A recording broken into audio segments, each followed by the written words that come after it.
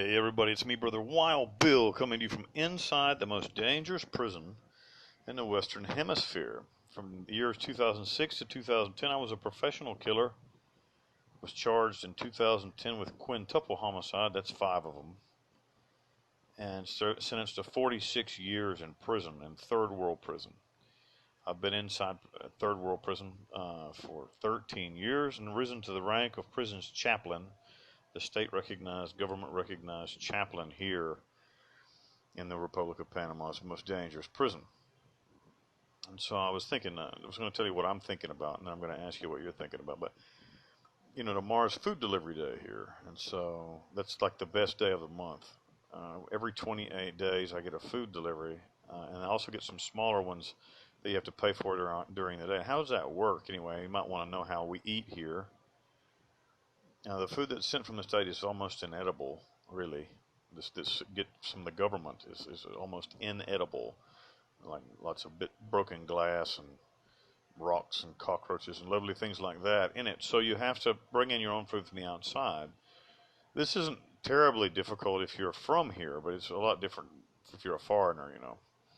So you send somebody a Western Union order, they go and buy all your stuff and bring it to you, and that sounds simple, and it's really not at all. But one of the good things is, I mean, even though it takes a lot of stuff to get done, it's coming tomorrow. So I'm really thankful and excited about that. It's the best day of the month. You eat something good that somebody outside cooks for you, as well as you bring in like a month's worth of dry food, cornflakes. You eat a lot of cornflakes here in hell. This is the number one dish here. Like you'd think, like in American prison, you eat a lot of ramen noodles, but here they don't have those. They won't let you. They won't let you bring them in. I don't know why. There's like only a list of certain things that you can bring in, and it's limiting.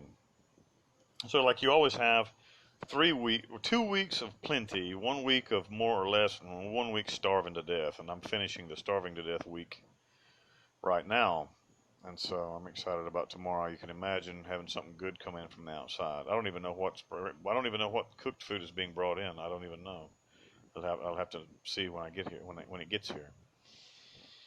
So that's what I'm thinking about, you know. I'm thinking about that. And you do a lot of thinking in hell, you know. You lay around, you think a lot in hell because there isn't a whole lot to do at night, especially during the day. I read books. I was blessed. A friend of mine went free, left me about 30 books, and I've run through most of them. I think there's about 5 left, which is going to be horrifying when I get to the end of them. Hopefully I can drag it out long enough to where I'll be able to start back on them and not be so bored reading the same ones over and over again, but they are good. And so, and I have some good books. Anyways, you do a lot of thinking in hell, and thinking can be really constructive or really dangerous for you back home as well. You should take a lesson from me. I would invite you to take a lesson from me. The thoughts that you think lead to the way that you speak. The way that you speak leads to the way that you act.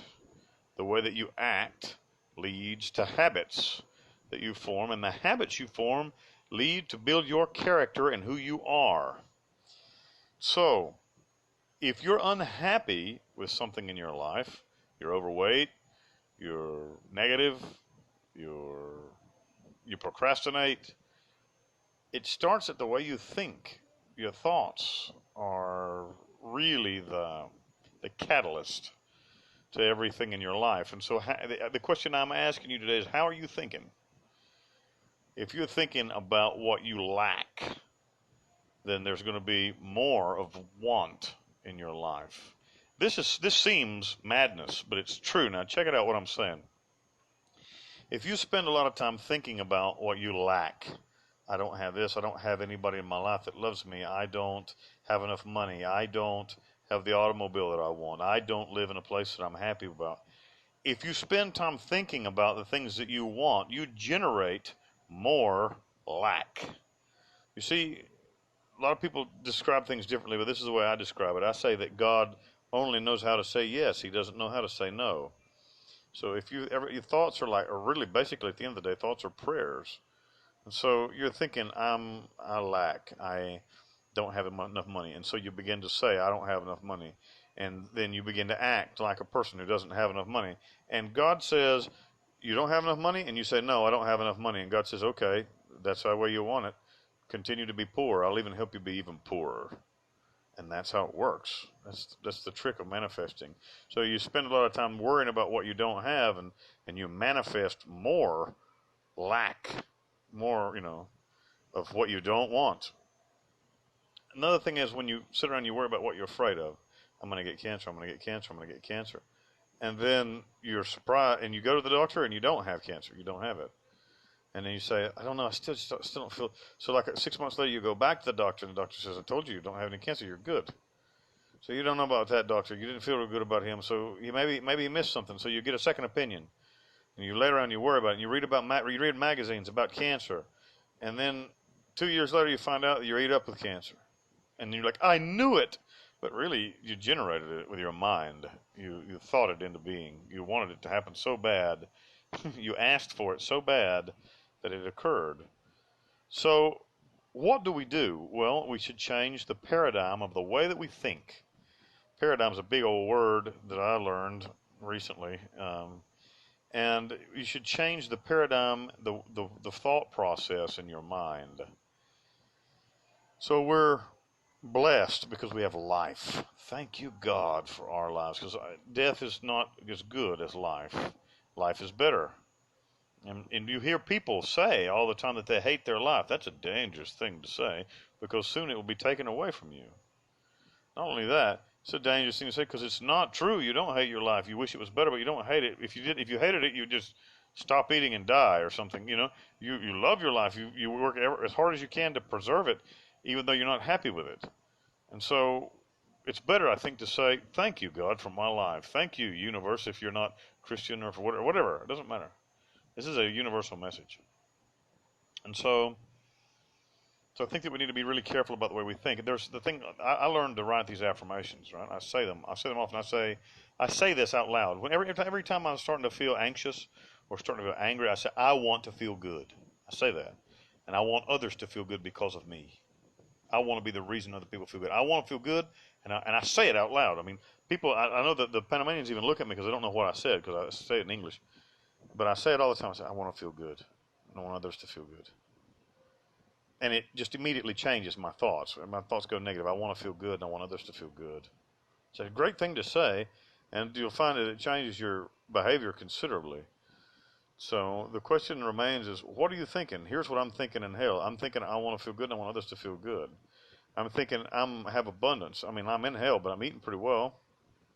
I have recovered my health. I was kind of sick last year, but I recovered my health. I'm 43 years old. I look pretty good. I'm not ugly. Thankful for these things.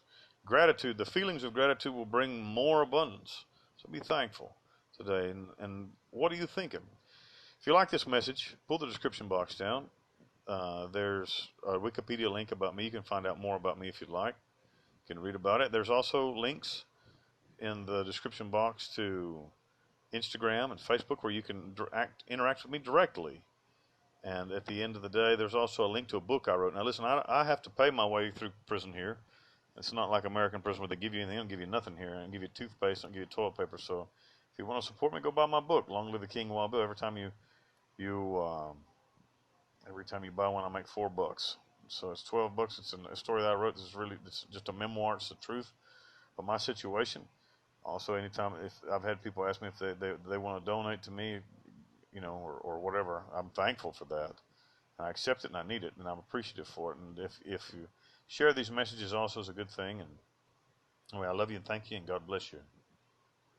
Oh, as I was saying, I'm sorry. If you want to donate, find me on Facebook, find me on Instagram, and I'll explain how you can do that. Now, goodbye.